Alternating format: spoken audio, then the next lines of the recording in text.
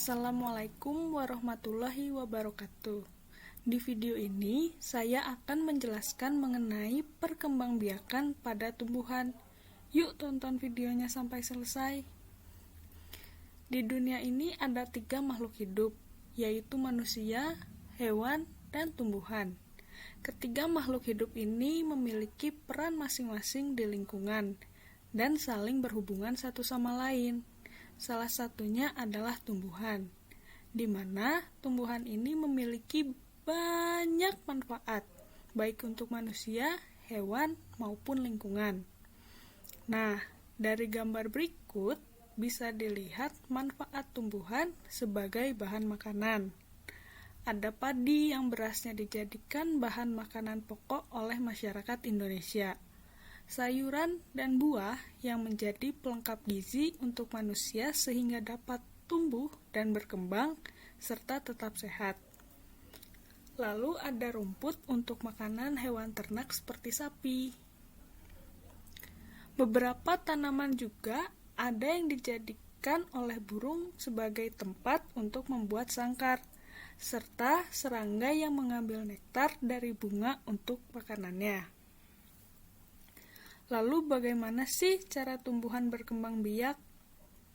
Ada 2 macam cara perkembangbiakan pada tumbuhan, yaitu secara generatif dan vegetatif.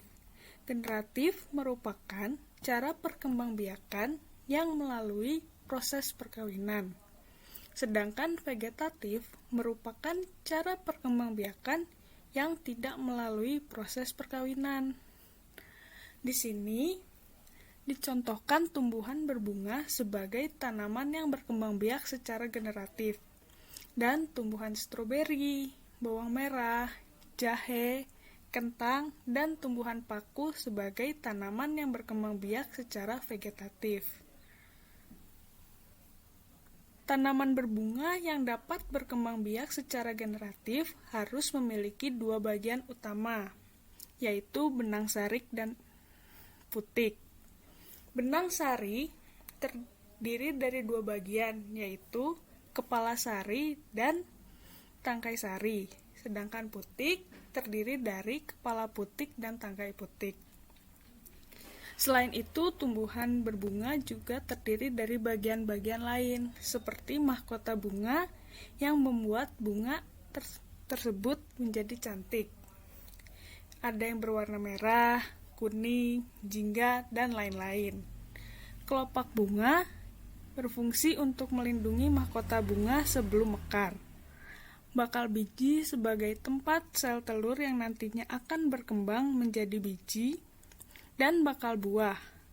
Ada pula dasar bunga serta tangkai bunga. Tanaman bunga berkembang biak dengan cara yang disebut dengan penyerbukan dan pembuahan. Yang pertama adalah penyerbukan. Penyerbukan adalah saat serbuk sari jatuh dan menempel pada kepala putik. Dilihat dari 2 gambar yang ada, pada bunga yang berwarna merah, lebih mudah serbuk sari untuk jatuh ke kepala putik. Kenapa? Karena posisi kepala sari yang lebih tinggi dibandingkan kepala putik.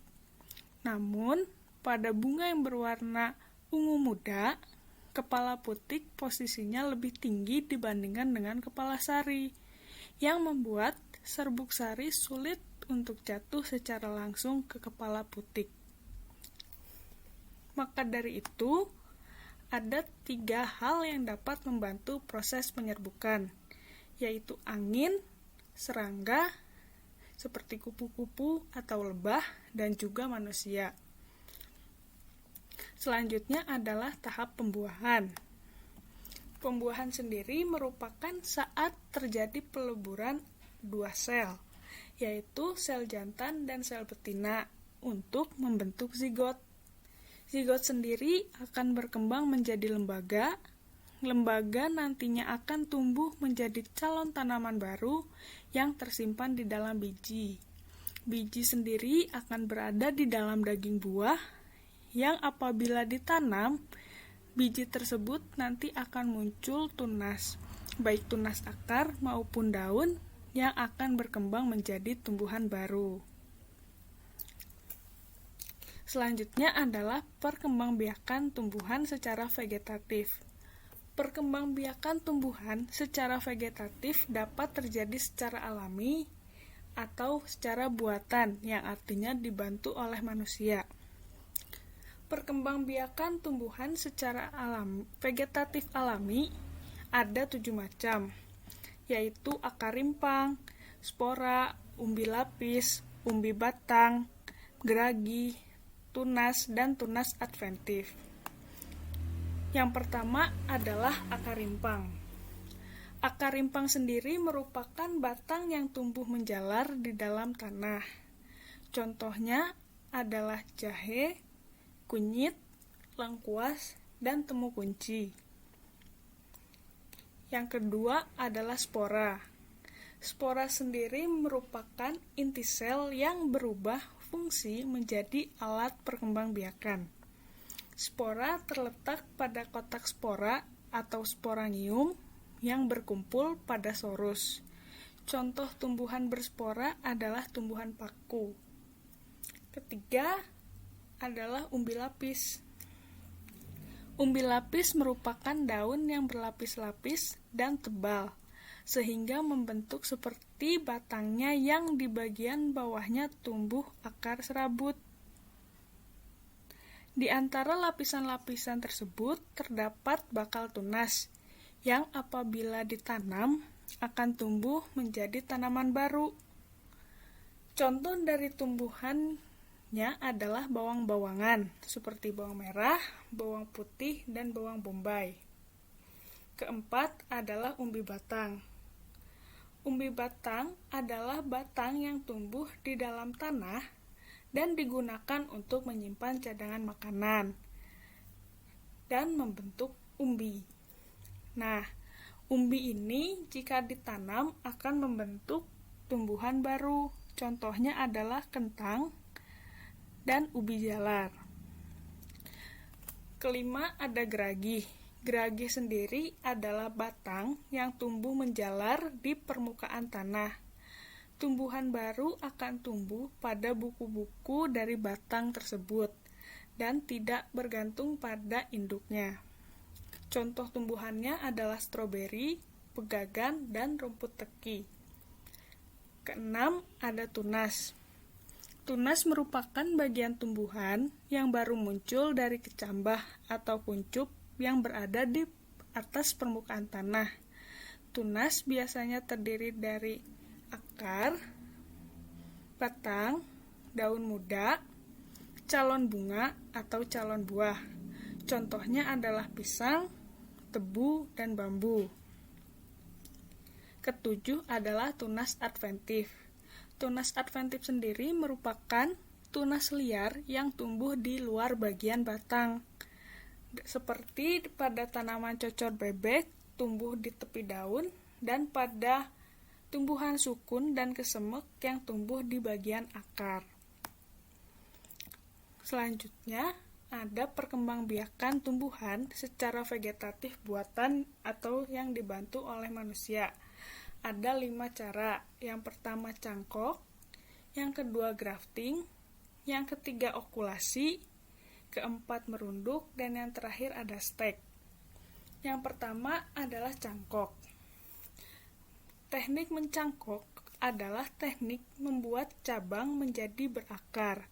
Untuk ditanam dengan cara mengupas sedikit kulit cabang tersebut dan membungkusnya dengan sabut yang dibubuhi tanah. Contoh tanaman yang dapat dikembangbiakan dengan teknik ini adalah tumbuhan dikotil atau tumbuhan dengan biji berkeping 2, seperti jeruk, mangga, jambu, rambutan, dan durian. Lalu teknik kedua ada grafting. Grafting atau teknik menyambung adalah teknik menggabungkan 2 batang tanaman, yaitu batang bagian atas dan batang bagian bawah dari tanaman yang sejenis. Tujuannya adalah untuk menggabungkan sifat unggulan dari kedua tanaman tersebut. Contoh tanamannya adalah tomat, dan terong. Lalu teknik ketiga ada okulasi. Okulasi juga merupakan teknik menyambung, namun teknik ini hanya menempelkan kulit pohon yang bermata tunas dari batang atas pada suatu irisan kulit pohon lain dari bagian bawah, sehingga bersatu menjadi tanaman baru dengan tujuan memperoleh bibit tanaman yang berkualitas baik. Contoh tanamannya adalah alpukat, belimbing, dan rambutan. Keempat, ada teknik merunduk. Teknik ini dilakukan untuk memperbanyak tanaman dengan cara membengkokkan cabang atau ranting ke dalam tanah dan menimbunnya dengan tanah kecuali bagian ujungnya. Cabang atau ranting yang dibengkokkan ini harus lentur. Contohnya adalah sirih-sirihan. Kelima adalah stek. Stek ini dilakukan dengan cara memotong salah satu bagian tumbuhan, biasanya yaitu bagian batang. Potongan tersebut kemudian dapat langsung ditanam. Contoh tumbuhan yang dikembangbiakan dengan teknik stek ini adalah singkong. Nah, sudah jelas kan mengenai perkembangbiakan pada tumbuhan. Nah, jangan lupa untuk selalu menjaga kelestarian tumbuhan agar keseimbangan lingkungan juga terjaga.